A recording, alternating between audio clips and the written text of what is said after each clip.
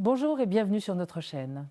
Vous êtes-vous déjà senti petite transparente au sein d'une famille où vos sacrifices semblent n'être qu'une simple évidence? Aujourd'hui, je veux vous raconter une histoire sur la dignité silencieuse et la force insoupçonnée. C'est l'histoire de Marie, une femme qui a été méprisée, oubliée dans sa propre maison, mais qui a retrouvé sa véritable valeur, non pas dans le regard des autres, mais au plus profond d'elle-même. Cette histoire nous rappelle que notre valeur ne dépend jamais de l'approbation de ceux qui nous entourent. Pendant que vous écoutez, j'aimerais beaucoup savoir d'où vous nous rejoignez. Laissez-nous un commentaire pour nous dire votre âge et la ville où vous vous trouvez en ce moment afin que notre communauté puisse se sentir connectée à travers nos expériences partagées. N'attendez pas grand-chose de maman cette année, elle est fauchée. Les mots tranchants comme une lame ont fendu les rires qui emplissaient la pièce. Mon fils a levé son verre, un sourire narquois aux lèvres, pendant que sa femme gloussait à mes dépens. Même mes petits-enfants me regardaient avec de grands yeux confus, comme si je venais d'être démasquée, révélée, comme une ratée à ma propre table de Noël.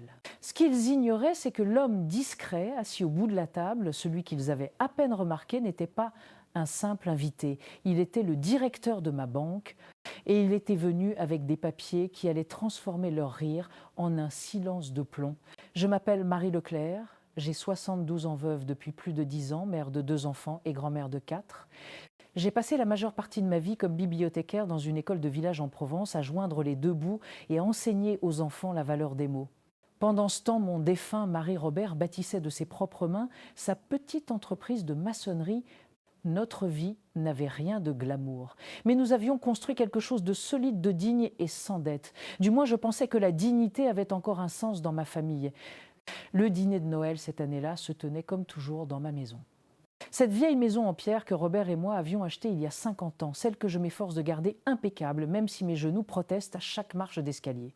J'avais décoré de mon mieux. Un grand sapin scintillait dans un coin, son parfum de pin se mêlant à la cannelle et aux clous de girofle.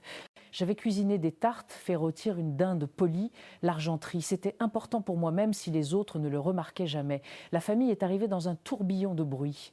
Ma fille Evelyne avec ses deux petits accrochés à son manteau, mon fils Daniel dans sa chemise bien repassée.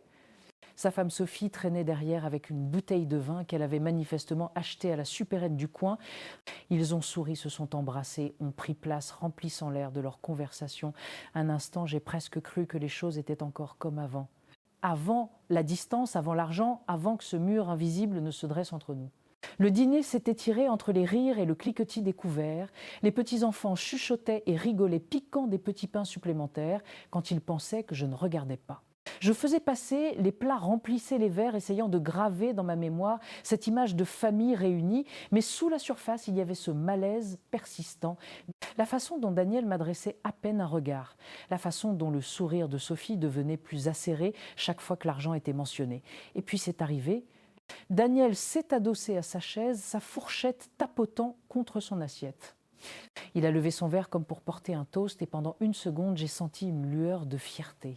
Peu, être juste peu, allait-il me rendre hommage à moi, sa mère, la femme qui lui avait donné tout ce qu'elle pouvait. Au lieu de cela, sa voix apportée à travers la table, légère et cruelle.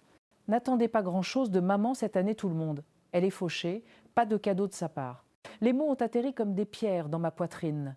Des rires ont fusé autour de la table, gênés d'abord, puis plus audacieux, comme s'il avait dit quelque chose de spirituel. Même les petits-enfants ont levé les yeux confus avant que Sophie ne ricane en ajoutant « Eh bien, il faut tous s'adapter quand les temps changent, n'est-ce pas ?» Mon visage me brûlait. Mes mains jointes sur mes genoux tremblaient. Je regardais Daniel, mon propre fils, et ne voyais aucune excuse dans ses yeux, seulement de la suffisance de l'amusement. Comme si me réduire à rien faucher, inutile, insignifiante, lui donnait une sorte de pouvoir. Je voulais parler, lui dire la vérité, lui dire que je n'étais pas fauchée, que j'avais vécu prudemment, planifié, épargné, que ce que Robert et moi avions construit était toujours là, solide et intact. Mais les mots sont restés coincés dans ma gorge, l'humiliation était trop vive, trop brute. Alors j'ai fait ce que j'ai toujours fait. J'ai souri d'un sourire mince et appris qui masquait la douleur. J'ai laissé la pièce continuer à rire, même si cela me vidait de l'intérieur. Mais quelque chose d'inattendu s'est produit. Du bout de la table, un homme s'est raclé la gorge.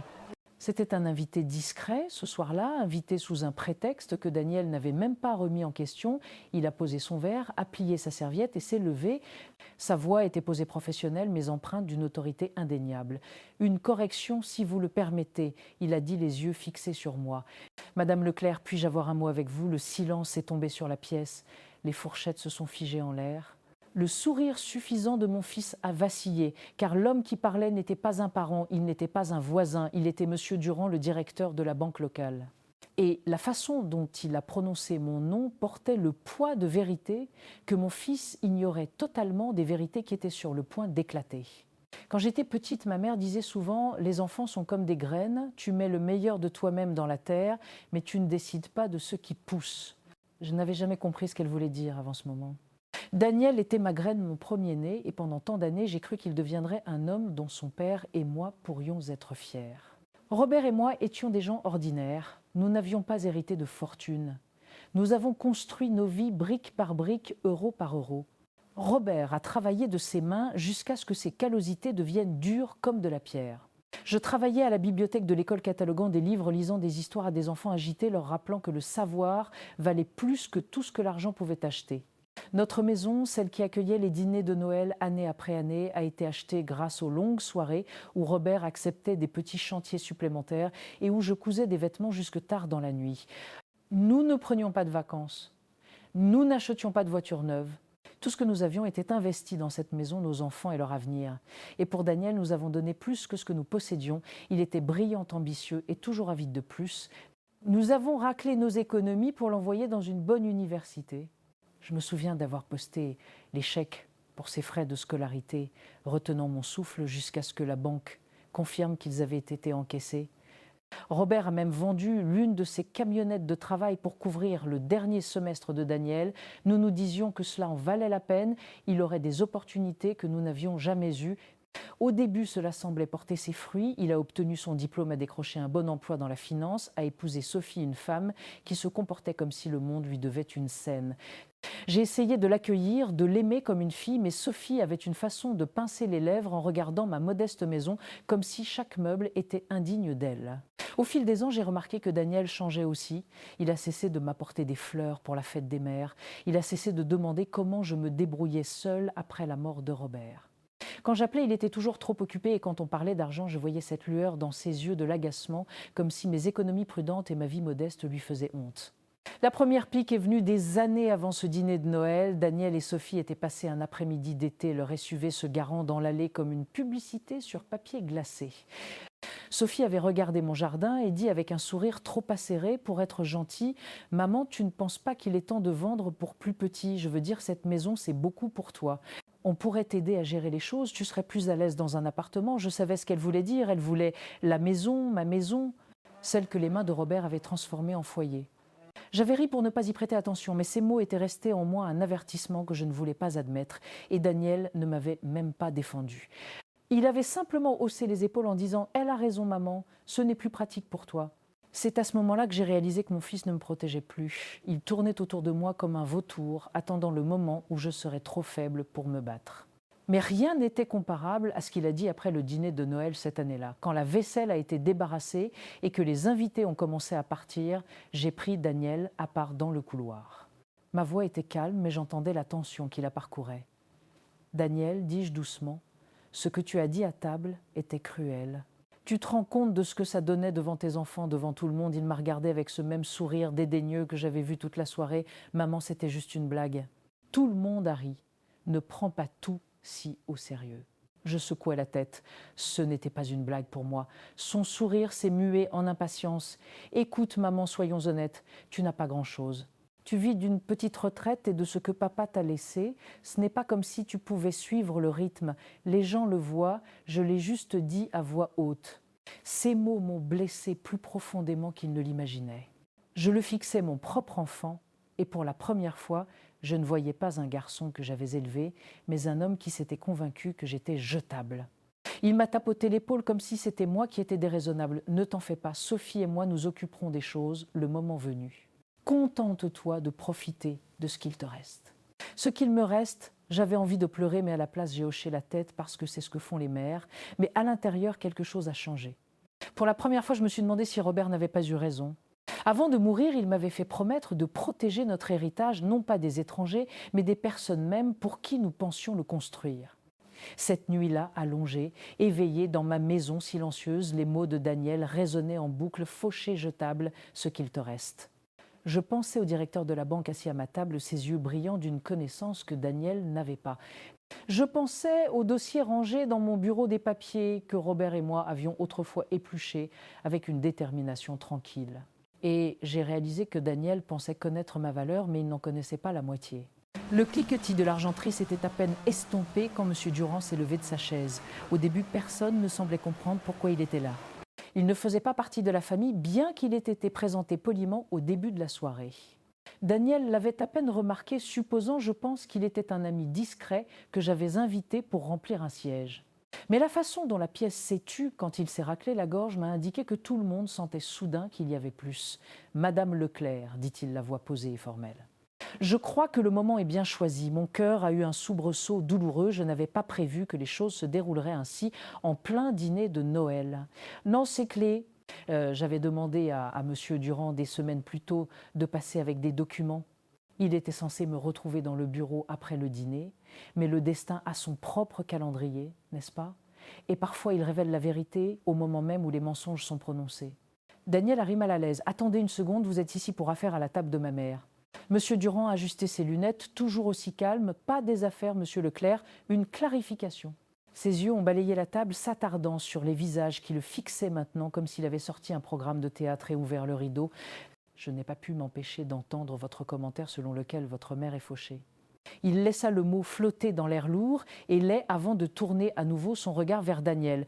Ce n'est en fait pas le cas. Le silence était suffocant. Sophie s'est agitée sur sa chaise, son sourire se tendant comme un fil de fer. Evelyne baissa les yeux sur ses mains, mal à l'aise, mais curieuse. Les petits-enfants clignaient des yeux, sentant que quelque chose d'important se passait, sans comprendre quoi. Et Daniel, son sourire narquois s'est fissuré, remplacé par un éclair de quelque chose de brut. La panique. « Pardon, dit-il sèchement, qu'est-ce que vous voulez dire ?» Monsieur Durand joignit les mains devant lui. « Ce que je veux dire, monsieur, c'est que votre mère est une cliente précieuse à la banque. Elle a des comptes en règle des investissements intacts et des actifs considérables à son nom. Elle n'est pas fauchée, mais joue sans pourpraire, non pas de honte cette fois, mais d'une défense inattendue. Je ne lui avais pas demandé de dire cela, mais entendre ces mots prononcés à voix haute devant ma famille m'a rempli d'une étrange force tranquille. Daniel a éclaté de rire, un rire trop fort, trop forcé. « Allons, c'est quoi cette mise en scène? Maman vous a demandé de dire ça, n'est-ce pas une sorte de spectacle pour quoi me faire passer pour un imbécile ?» Monsieur Durand n'a pas bronché. Je vous assure, monsieur Leclerc, que je n'énonce que des faits qui jusqu'à présent ne concernaient que votre mère. Sophie se pencha en avant, la voix tranchante.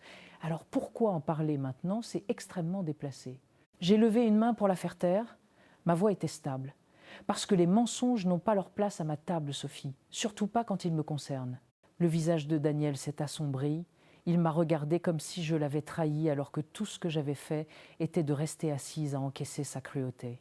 Maman, siffla-t-elle et la voix basse, tu me ridiculises, j'ai eu envie de dire tu n'as pas besoin de mon aide pour ça, mais je me suis tue.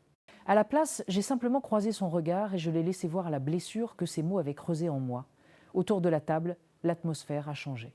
Plus personne ne riait. Evelyne s'est doucement raclé la gorge, ses yeux allant de moi à son frère.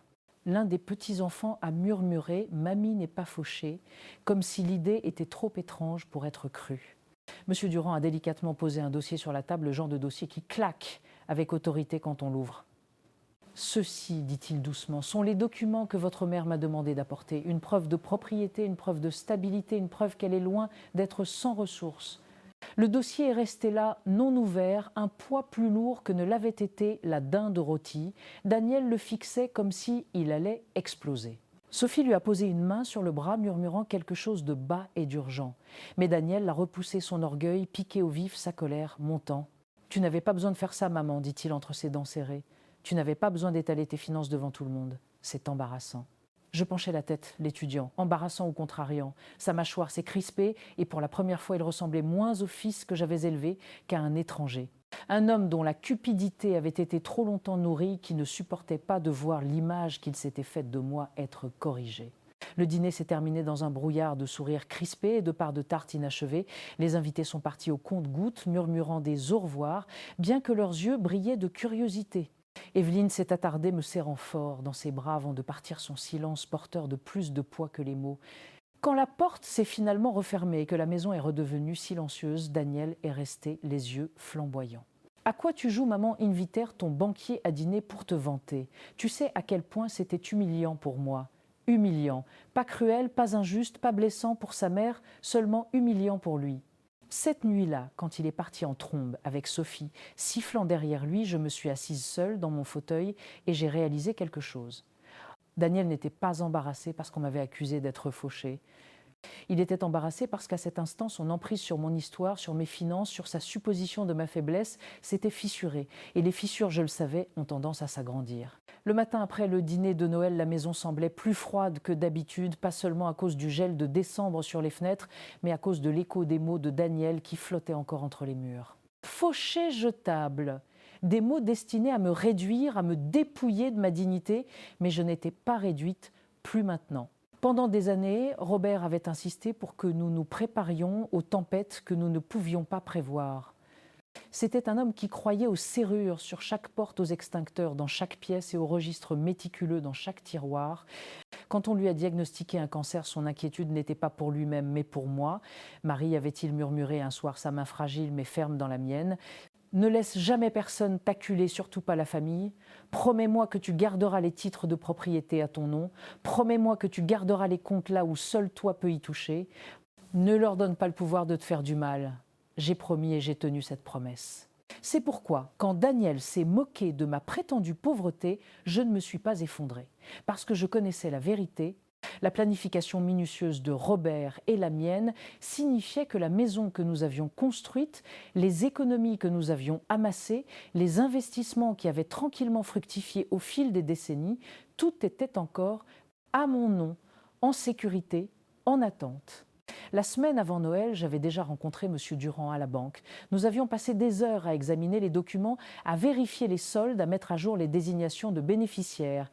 Et qu'il était patient, gentil et méticuleux, m'expliquant chaque formulaire avant que je ne signe, je lui ai dit clairement que je ne faisais plus confiance à mon fils pour agir dans mon meilleur intérêt. « Alors nous ferons en sorte qu'il ne le puisse pas », avait dit M. Durand en faisant glisser les papiers sur le bureau. Ensemble, nous avions mis à jour mon testament. Nous avons placé des garde-fous sur mes comptes pour que personne, pas même Daniel, ne puisse y accéder sans ma présence. Et surtout, nous avons examiné le titre de propriété de la maison, toujours le mien, entièrement le mien, un fait que j'ai laissé s'installer en moi comme une douce chaleur par un matin d'hiver. C'était mon pouvoir silencieux. Daniel me voyait comme une vieille femme fragile, s'accrochant à ses souvenirs. Mais j'avais quelque chose de plus fort que la jeunesse ou le charme. J'avais la préparation. J'avais des preuves, et si nécessaire, j'avais la capacité de tout lui retirer d'un simple trait de plume. Je me suis souvenu de l'expression sur son visage lorsque M. Durand avait parlé à table, cette lueur de panique, le tic de son orgueil blessé devant les autres. Il pensait tenir les rênes de mon histoire, mais il commençait à voir qu'elle lui glissait des mains, et cette pensée, aussi douloureuse soit-elle, m'a apporté une clarté nouvelle. Les jours après Noël se sont écoulés dans un flou d'appels téléphoniques et de disputes feutrées. Daniel a appelé 2 fois la voix sèche, exigeant des explications. « Pourquoi inviterais-tu un banquier à notre dîner de famille, maman ? Tu te rends compte du ridicule de la situation ? Les gens parlent. » J'ai écouté tranquillement, le laissant se défouler. Puis quand il s'est essoufflé, j'ai demandé « Et toi, pourquoi as-tu ressenti le besoin de dire à tout le monde que j'étais fauchée, Daniel ? Tu te rends compte à quel point c'était cruel ?» Son silence fut bref, mais révélateur. Puis il a dit platement « Parce que tu es fauché ou tu le seras bientôt. Tu ne peux pas continuer à vivre comme ça éternellement. Et quand le moment viendra, Sophie et moi devrons intervenir. » Autant habituer tout le monde à l'idée maintenant, intervenir, c'était donc ça son plan. Pas me soutenir, pas prendre soin de moi en vieillissant, mais intervenir comme un homme qui convoite une propriété qu'il s'attend à hériter. J'ai mis fin à l'appel sans un mot de plus. Mes mains tremblaient après non pas de peur, mais de fureur. La voix de Robert résonnait à nouveau dans ma tête. « Ne leur donne pas le pouvoir de te faire du mal. » Alors je ne l'ai pas fait. J'ai rassemblé mes papiers, les ai classés soigneusement dans un meuble fermé à clé et j'ai mis la clé sur une chaîne autour de mon cou. Chaque fois que je sentais son poids, je me rappelais que je n'étais pas sans défense. Et puis tranquillement, j'ai commencé un nouveau plan. J'ai organisé une autre rencontre avec mon avocate Maître Dubois, une femme vive aux cheveux gris comme les miens et au regard qui ne manquait rien. Je lui ai expliqué ce qui s'était passé à Noël, comment mon fils m'avait humilié, comment je craignais qu'il ne tente de forcer les choses. Elle a écouté ses doigts tapotant légèrement sur son bloc-notes. « Vous avez bien fait, Madame Leclerc, nous allons rédiger des protections qu'il ne pourra pas contourner. S'il tente de vous contraindre ou s'il y a des preuves de pression indue, la loi ne sera pas de son côté. La loi, ma silencieuse alliée. Pour la première fois depuis des mois, j'ai dormi profondément cette nuit-là. Non pas parce que la cruauté de Daniel faisait moins mal, mais parce que je savais que je n'étais pas à sa merci. Daniel pensait avoir proclamé la vérité au dîner de Noël, mais la vraie vérité, c'était que le pouvoir qu'il s'était arrogé était déjà en train de lui échapper. Et il allait bientôt apprendre à quel point il m'avait sous-estimé. La semaine après le Nouvel An, Daniel s'est présenté à ma porte sans prévenir. Sophie était avec lui, son parfum, annonçant sa présence avant même qu'elle ne franchisse le seuil. Ils sont entrés comme s'ils étaient chez eux, se débarrassant de leurs manteaux, essuyant la neige de leurs chaussures, offrant à peine un bonjour. Je venais de mettre la bouilloire à chauffer pour le thé. La maison était calme, de ce calme que j'appréciais le ronronnement du chauffage, le tic-tac de l'horloge murale, mais leur arrivée a apporté avec elle une tempête. Daniel n'a pas perdu de temps. « Maman, il faut qu'on parle », j'ai fait un geste vers le salon. « Alors, asseyez-vous, la bouilloire est en train de chauffer. » Mais aucun d'eux ne s'est assis. Sophie a croisé les bras, ses ongles manucurés, tapotant contre sa manche. Daniel arpentait le tapis comme un homme répétant son texte. Il s'est arrêté devant moi. On ne peut pas avoir une autre scène comme à Noël. C'était humiliant. J'ai haussé un sourcil. Humiliant pour toi ou pour moi. Sa mâchoire s'est contractée. Tu sais ce que je veux dire. Faire lever ton banquier devant tout le monde en agitant des papiers, c'était inutile. Je l'ai regardé calmement. Je n'ai rien agité du tout. Monsieur Durand a corrigé un mensonge. Un mensonge que tu as raconté. Sophie est intervenue, sa voix aussi tranchante que du verre brisé. Tu montes ça en épingle, Marie. Daniel essayait juste de détendre l'atmosphère, mais au lieu de ça, tu en as fait un spectacle. Les gens parlent. Tu veux que toute la famille pense que tu es paranoïaque. Paranoïaque. Le mot m'a piqué non pas parce qu'il était vrai, mais parce que je savais qu'il était délibéré. Du harcèlement psychologique, comme disent les jeunes, j'appelle ça de la cruauté déguisée. Donc, j'ai croisé les mains sur mes genoux. Je me fiche de ce que pense la famille Sophie. Ce qui m'importe, c'est la vérité. Et la vérité, c'est que je ne suis pas fauchée et je ne resterai pas assise en silence pendant que mon fils dit au monde entier que je le suis. Le visage de Daniel s'est empourpré. Maman, tu ne peux pas continuer à t'accrocher comme ça. À la maison, les comptes, c'est trop. Tu n'es plus toute jeune. Que se passera-t-il quand tu ne pourras plus gérer? Que se passera-t-il quand tu oublieras des choses? Tu auras besoin que nous prenions le relais. C'est juste la réalité, la voilà. La vraie raison de leur soudaine sollicitude. Pas l'amour, pas l'attention, mais le contrôle. Je me suis levée lentement, laissant le poids de mon âge être visible, mais sans le confondre avec de la faiblesse.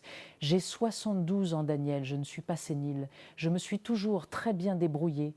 Et quant à la maison et au compte, ils sont sous ma gestion jusqu'au jour où j'en déciderai autrement. Les lèvres de Sophie se sont retroussées, ou jusqu'à ce que tu y sois forcé. La pièce s'est glacée. Je l'ai regardée, vraiment regardée, et n'ai vu aucune chaleur dans ses yeux, seulement du calcul. C'était le même regard que j'avais vu des années plus tôt, quand elle avait suggéré que je vende pour plus petit. Daniel a soupiré, passant une main dans ses cheveux. « Maman, pourquoi es-tu si difficile ? Nous essayons de t'aider, mais si tu continues à nous repousser, ne t'attends pas à ce que nous continuions à te tirer d'affaire. » J'ai ri doucement le son, me surprenant moi-même. Me tirer d'affaire, Daniel, je ne t'ai jamais demandé d'argent une seule fois, pas une seule. Ton père et moi, nous sommes toujours assumés, et quand il est parti, j'ai continué à m'assumer. Tu n'as jamais payé une seule facture dans cette maison, tu n'as jamais rempli mon réfrigérateur. Ne déforme pas la réalité. La bouilloire s'est mise à siffler, stridente et insistante. Je l'ai laissé crier un instant avant d'aller dans la cuisine, versant de l'eau chaude dans ma tasse. Mes mains étaient stables. Derrière moi, Sophie a sifflé. « C'est inutile, Daniel. » Elle est têtue. Laisse-la creuser sa propre tombe. Je me suis retournée, la vapeur s'élevant de la tasse dans ma main. Ma tombe sera creusée en temps voulu, Sophie, mais ce ne sera pas toi qui te tiendras au-dessus, comptant ce que tu penses t'être dû. Ses yeux se sont écarquillés, puis se sont rétrécis. Daniel l'a attrapé par le bras. « Viens, hâter, il marmonnait, on parlera plus tard. » Ils sont partis dans un fracas de portes claquées et de gaz d'échappement. Quand le silence est revenu, il n'était pas paisible. Il était lourd, oppressant, comme le silence que l'on ressent quand on sait qu'une autre tempête approche. Cette nuit-là, je me suis assise à mon bureau et j'ai sorti le vieux registre de Robert. Son écriture soignée remplissait les pages traquant chaque dépense, chaque investissement, chaque décision qui a construit notre vie. J'ai suivi l'encre avec mon doigt, me souvenant de sa voix. Ne leur donne pas le pouvoir de te faire du mal. Daniel pensait que je m'accrochais à des miettes. Ce qu'il ne réalisait pas, c'est que chaque document dans ce registre, chaque titre de propriété dans mon meuble, chaque relevé de compte soigneusement rangé n'était pas des miettes, c'était des boucliers. Et s'il continuait à insister, j'étais prête à les utiliser. Le téléphone a sonné le lendemain matin, la voix d'Evelyne est parvenue hésitante. Maman, Daniel m'a appelé, il dit que tu l'as embarrassé, que tu rends les choses plus difficiles qu'elles ne devraient l'être. Il m'a demandé de te parler, de te convaincre. J'ai fermé les yeux. Même ma fille, si douce soit-elle, avait été entraînée dans son orbite. Evelyne, dis-je doucement, ton frère est en colère parce qu'il n'a pas ce qu'il veut. Mais il ne s'agit pas de ce qu'il veut, il s'agit de ce qui est juste. Tu comprends ? Elle est restée silencieuse un moment, puis a murmuré « Oui, maman, je suis désolée. » Quand j'ai raccroché, j'ai ressenti à la fois du soulagement et de la tristesse. Du soulagement qu'au moins un de mes enfants me voyait encore clairement, de la tristesse que l'autre se soit tant éloigné, mais la tristesse ne pouvait plus m'arrêter. Parce que chaque confrontation, chaque mot cruel ne faisait que renforcer ma résolution. Et Daniel était sur le point d'apprendre que la mère qu'il considérait comme faible avait plus de combativité en elle qu'il ne pouvait l'imaginer. Au milieu du mois de janvier, la neige au dehors recouvrait lourdement les arbres, enveloppant le monde de silence. Mais en moi, il n'y avait pas de silence. Il y avait un feu, celui qui naît quand on a été poussé trop loin et qu'on réalise enfin qu'on n'a plus à rester immobile. Après le départ en trombe de Daniel et Sophie, j'ai passé des jours à trier chaque dossier que Robert et moi avions jamais conservé. Actes de propriété, registres de comptes, police, d'assurance, déclaration de revenus, des pages de preuves que nous avions travaillées dur, épargnées judicieusement et tout sécurisé à mon nom. Je les ai empilés soigneusement sur ma table de salle à manger, la même table où Daniel m'avait humilié des semaines plus tôt. Mais cette fois, les papiers n'étaient pas des symboles de honte, ils étaient des armes. Quand j'ai revu Maître Dubois, mon avocate, au regard vif et à l'assurance tranquille, elle a écouté attentivement ma description de la visite de Daniel. Elle n'a pas semblé surprise. Les familles changent quand l'argent est en jeu, dit-elle. Mais la bonne nouvelle, c'est que vous êtes préparés à cela. Maintenant, nous allons rendre tout ça inattaquable. Je veux que mes petits-enfants soient à l'abri, je lui ai dit. Pas Daniel, pas Sophie. Les enfants méritent la stabilité, une éducation, des opportunités. Il a eu assez des miennes. Et je ne lui laisserai pas le pouvoir de gaspiller les sacrifices de Robert. Elle a hoché la tête. Nous pouvons structurer les choses de manière à ce que leur héritage le contourne entièrement. Il ne touchera pas un centime. Et s'il essaie de contester le testament lui-même, le pénalisera. Le pénalisera, ai-je demandé en me penchant en avant. Elle a souri finement. Oui, c'est ce qu'on appelle une clause d'exhérédation. Si Daniel conteste le testament, il perdra même le petit héritage de courtoisie que nous lui laissons. C'est un piège qu'il se tendra à lui-même s'il essaye. Je me suis rassise, laissant les mots s'imprégner. Un piège, pas seulement de la défense de l'attaque. Robert aurait aimé ça. Au cours des semaines suivantes, j'ai signé des documents mis à jour des comptes et créé une fiducie qui a tout verrouillé. Chaque coup de stylo était comme une fortification, un mur de briques s'élevant entre moi et la cupidité de Daniel. En février, le travail était terminé. Ma maison, mes économies, les derniers investissements de Robert, tout était sécurisé. Mes petits-enfants étaient les bénéficiaires. Evelyne aussi était incluse, bien que modestement. Elle n'avait jamais rien demandé et c'est précisément pour cela qu'elle méritait qu'on se souvienne d'elle. Le nom de Daniel n'apparaissait qu'une seule fois dans une ligne symbolique d'héritage si petite qu'elle piquerait plus que l'exclusion. Et s'il osait contester, il perdrait même cela. Il a entendu parler des changements pour la première fois lors d'une autre réunion de famille, cette fois pour l'anniversaire d'Evelyne. Nous étions assis dans son salon, des ballons attachés aux chaises, les enfants criant devant le gâteau. Cela aurait dû être une journée paisible, mais Daniel ne pouvait s'empêcher de tourner autour de moi comme un faucon. Il s'est penché près de moi pendant que les autres chantaient la voix basse. « Je sais ce que tu as fait, maman. » Evelyne a parlé d'avocat. « Tu penses que tu peux m'exclure après tout ce que j'ai fait pour cette famille ?» Je me suis tournée vers lui, calme ma fourchette, toujours à la main. « Tout ce que tu as fait, Daniel, rappelle-moi. » Qu'as-tu fait exactement pour cette famille ? Son visage s'est empourpré, sa mâchoire se crispant. J'ai maintenu le respect de notre nom. J'ai bâti ma propre carrière. J'ai porté. Non, l'ai-je interrompu doucement. Tu as porté ton orgueil, c'est tout.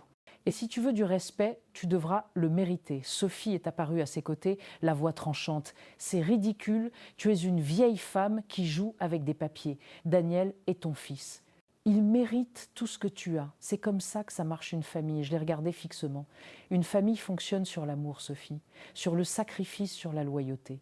Ces choses ne peuvent pas être réclamées comme une propriété, elles doivent être données. Et j'ai bien vu où se trouve la vôtre. Pendant un instant, elle a semblé décontenancée, puis a ricané, tirant Daniel à part. Leur chuchotement était coléreux, frénétique. Je pouvais voir la tempête gronder dans ses yeux, mais je n'ai pas cillé, parce que, contrairement à lui, je n'avais aucune raison de craindre l'avenir. Ce soir-là, après la fin de la fête, Evelyne m'a raccompagnée à ma voiture. Son souffle formait des nuages dans le froid alors qu'elle demandait « Maman, c'est vrai que tu as fait des changements ?» J'ai hésité puis j'ai hoché la tête. Oui, il fallait le faire. Elle m'a serré la main, des larmes brillant dans ses yeux. Merci de les protéger, de nous protéger. À cet instant, la douleur de la trahison s'est un peu allégée, car si un enfant s'était retourné contre moi, un autre se tenait à mes côtés. Plus tard, assise seule dans ma voiture, avant de démarrer, j'ai murmuré à Robert comme s'il était sur le siège passager. « C'est fait, mon amour. L'héritage que tu as bâti ne sera pas gaspillé, j'ai tendu le piège. Si Daniel se jette dessus, il ne fera que s'attraper lui-même. » Et j'ai alors réalisé que Daniel ne m'avait pas humilié au dîner de Noël, il s'était révélé, et ce faisant, il m'avait donné la résolution de faire ce que j'aurais dû faire des années plus tôt. Mars apporta la neige fondante et des ciels gris, mais à l'intérieur de ma maison, la tempête ne faisait que commencer. Daniel était resté silencieux pendant des semaines après l'anniversaire d'Evelyne. Trop silencieux. Je connaissais assez bien mon fils pour comprendre que le silence n'était pas un abandon, c'était une manœuvre. L'appel téléphonique est arrivé un mardi matin. Son ton était sec, professionnel. « Maman, je passe, nous devons régler ça une bonne fois pour toutes. » Je n'ai pas demandé ce que ça signifiait. Je le savais déjà. Quand il est arrivé, Sophie était avec lui, vêtue d'un manteau élégant, son expression tendue d'anticipation. Ils ne se sont pas assis, ils n'ont même pas enlevé leurs chaussures, ils étaient venus avec un objectif. Daniel a laissé tomber un dossier sur ma table basse. Des papiers en ont glissé, certains d'aspect officiel, d'autres couverts de son écriture. Une procuration, dit-il platement. Il est temps que tu signes, nous nous occuperons des factures de la propriété des comptes. Tu n'as plus besoin de ce stress. Je fixais les papiers, le cœur lourd mais stable. Ce n'était pas de l'inquiétude, c'était une conquête. Sophie se pencha en avant, sa voix basse et sirupeuse. « C'est pour ton bien, Marie, tu es fatiguée, nous l'avons vu. De cette façon, Daniel pourra tout gérer en douceur, respectueusement. » Respectueusement, comme si me dépouiller de mon contrôle était un acte de bonté. J'ai levé les yeux vers mon fils. Et que se passe-t-il quand j'aurai signé Daniel? Que se passe-t-il alors? Sa mâchoire s'est crispée. Alors nous pourrons aller de l'avant. Fini les scènes embarrassantes, fini les chuchotements. Pour savoir si tu es capable, on prendra soin de toi. C'est ce que fait une famille. Je laissais le silence s'installer un long moment. Puis avec un calme délibéré, j'ai ouvert le tiroir de ma table d'appoint et j'en ai sorti mon propre dossier. Plus épais, plus lourd. Je l'ai posé directement sur ces papiers. Ceux-ci, dis-je doucement, sont mes documents juridiques mis à jour. Ceux que mon avocate a préparés, ceux dont M. Durand a des copies à la banque. Daniel cligna des yeux. Les lèvres de Sophie s'entr'ouvrirent, son visage pâlissant. J'ai ouvert le dossier faisant glisser la première page de mon testament. Tu vois, Daniel, j'ai déjà veillé à ce que tout soit pris en compte. La maison, les comptes, les investissements, ils vont directement à mes petits-enfants. Tu ne les contrôleras pas, pas un seul centime. Son visage s'est empourpré, sa main se crispant en un point. Tu ne peux pas simplement m'exclure, je suis ton fils. J'ai soutenu son regard. Un fils qui humilie sa mère au dîner de Noël. Un fils qui tourne autour comme un vautour attendant qu'elle soit trop faible pour se battre. Ce genre de fils n'hérite pas de la confiance, Daniel. Il la perd. Sophie a tenté d'intervenir, mais je l'ai coupé d'un regard plus acéré que n'importe quel mot. Et au cas où tu penserais à contester, j'ai continué en tapotant la page. Tu voudras lire cette ligne. La clause d'exhérédation. Si tu contestes mon testament, tu perds l'héritage symbolique que je t'ai laissé. Plus tu te bats, moins tu auras. Le silence qui a suivi était suffocant. La voix de Daniel a finalement craqué. Ce n'est pas juste, j'ai travaillé dur, j'ai mérité. Mériter ma voix était plus forte que je ne l'attendais. Tu n'as rien mérité de moi. Tout ce que Robert et moi avons construit l'a été par le sacrifice. Tu as eu ta chance d'hériter de plus que de l'argent, Daniel. Tu aurais pu hériter de la gentillesse, de la responsabilité, du respect, mais tu les as gaspillés. Il a ouvert la bouche, mais aucun son n'est sorti. Sophie l'a regardé, son visage se durcissant, la prise de conscience s'installant. Le piège s'était refermé. À ce moment, la sonnette a retenti. Je me suis levée et j'ai ouvert pour découvrir Monsieur Durand pile à l'heure pour le rendez-vous que j'avais fixé des jours plus tôt. Il est entré à saluer poliment Daniel et Sophie, puis m'a regardé. « Madame Leclerc, dit-il chaleureusement, je viens juste confirmer que tout est finalisé, les documents sont en sécurité. Les comptes sont intouchables sans votre consentement, exactement comme vous l'aviez demandé. Daniel est devenu blême. Ses yeux ont volé du banquier à moi, sa voix un murmure. Tu m'as tendu un piège. Je me suis redressé la dignité dans chaque ligne de ma posture. Non, Daniel, tu t'es piégé toi-même. J'ai juste fait en sorte que la vérité ne puisse plus être déformée. La fureur l'a quittée, remplacée par quelque chose de plus triste, la défaite. Il a rassemblé ses papiers inutiles, les fourrant dans le dossier avec des mains tremblantes. Sophie a marmonné quelque chose d'amer à voix basse, mais je l'ai à peine entendu. Ils sont partis sans un mot de plus. La porte s'est refermée derrière eux et pour la première fois depuis des mois, j'ai senti le poids se soulever de ma poitrine. Je n'étais pas fauchée, je n'étais pas impuissante et je n'étais pas jetable. L'héritage que Robert et moi avions bâti continuerait de vivre non pas à travers la cupidité, mais à travers les petits-enfants qui comprendraient un jour les batailles que j'ai menées pour le protéger. En me versant une tasse de thé, la vapeur s'enroulant dans l'air, j'ai pensé à la nuit de Noël, à la blague cruelle de Daniel au rire à mes dépens. Et j'ai réalisé quelque chose de simple, de solide. Ils avaient essayé de m'enterrer sous la honte, mais tout ce qu'ils ont fait, c'est de m'enraciner plus profondément dans ma résolution. La maison était de nouveau silencieuse. Pas le silence lourd et suffocant de la tension, mais le genre de silence que l'on mérite, comme une profonde respiration après une tempête. Dans les jours qui ont suivi la tentative ratée de Daniel, j'ai accompli mes routines d'un pas plus assuré. Je préparais mon thé le matin, nourrissais les oiseaux qui se rassemblaient à ma fenêtre et lisais à la douce lumière de la lampe le soir. Mais tout semblait différent, comme si les murs mêmes de ma maison savaient qu'ils étaient désormais en sécurité. Les appels de Daniel ont cessé. Pour une fois, il n'y avait ni exigence, ni insulte voilée, ni tentative de me pousser vers la tombe avant l'heure. Lisa aussi est devenue silencieuse, peut être trop occupée à calculer son prochain coup ou réalisant peu, être qu'il n'y avait plus de coups à jouer. Mais Evelyne appelait plus souvent, parfois juste pour bavarder, parfois pour demander un conseil, parfois pour amener les petits-enfants à dîner. Un soir, alors que les enfants jouaient avec le vieux coffre à jouets que Robert avait construit des années auparavant, Evelyne m'a serré dans ses bras dans la cuisine et a murmuré « Tu es plus forte que je ne le serai jamais ». Maman, j'ai secoué la tête en souriant. « Non, ma chérie, tu es plus forte que tu ne le penses. Tu n'as simplement pas encore eu à le prouver. » C'était étrange la façon dont la trahison et la protection pouvaient coexister. La cruauté de Daniel m'avait profondément blessée, oui, mais en me blessant, il m'avait aussi apporté la clarté. Je n'avais plus à me demander où se situait sa loyauté. Je n'avais plus à vivre dans l'illusion que mes sacrifices garantissaient son respect. La vérité faisait mal, mais elle m'avait libérée. J'ai commencé à écrire des lettres à chacun de mes petits-enfants, pas sur l'argent ni sur l'héritage, mais sur la vie. Sur les leçons que Robert et moi avions apprises, la valeur du travail, la dignité de l'honnêteté, la force de la gentillesse. J'ai glissé chaque lettre dans le dossier de la fiducie à côté des documents qui un jour pourvoiraient à leur éducation et à leur avenir. Parce que la richesse seule n'est pas un héritage, c'est la sagesse qui façonne ce qu'ils en feront qu'il l'est. Et je voulais qu'ils se souviennent de moi non pas comme d'une femme ridiculisée à une table de Noël, mais comme d'une grand-mère qui a tenu bon avec une détermination tranquille. Un dimanche au début du printemps, je me suis assise sur le porche avec Evelyne. L'air était encore vif, mais les premiers bourgeons verts perçaient sur les branches. Elle m'a demandé prudemment « Tu le regrettes, maman, de l'avoir exclu ?»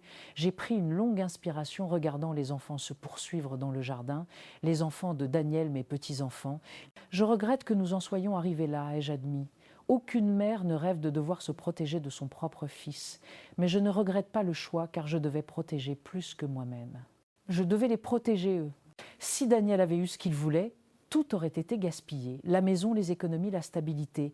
Et qu'est-ce qu'il serait resté pour ces petits justes de la poussière? Evelyne a hoché la tête, ses yeux brillants de larmes non versées. Cette nuit-là, allongée dans mon lit, j'ai pensé à Robert. J'ai pensé au dîner de Noël que nous organisions ensemble, son rire tonitruant, remplissant la pièce, ses mains découpant la dinde, ses yeux pétillants, tandis que les enfants déballaient leurs cadeaux. J'ai pensé à la promesse que je lui avais faite de protéger ce que nous avions construit, quel qu'en soit le coût, et j'ai réalisé que j'avais tenu cette promesse. La trahison ne me hantait plus. Elle m'avait façonné, elle m'avait forcé à avancer alors que j'aurais pu rester immobile. Je me suis souvenu des mots de Daniel à Noël. « Maman est fauchée, n'attendez pas de cadeaux ». Le rire qui a suivi la piqûre de l'humiliation, la façon dont j'avais souri à travers tout cela. Et maintenant, des mois plus tard, je souriais à nouveau, non pas pour cacher la douleur, mais pour reconnaître une victoire, parce que je n'étais pas fauchée, ni à ce moment-là, ni maintenant, ni jamais. J'étais riche des choses que Daniel ne pourrait jamais prendre, la résolution, la dignité et la sagesse de savoir quand se battre. Et j'avais donné à la partie de ma famille qui méritait encore mon amour le plus grand des cadeaux, la protection. Alors quand mes jours prendront fin et qu'ils se rassembleront à nouveau dans cette vieille maison en pierre, ils ne se souviendront pas de moi comme étant faible ou pauvre. Ils se souviendront de moi comme de la femme qui a tenu bon. Et ça, je pense, c'est le plus bel héritage que je puisse laisser derrière moi.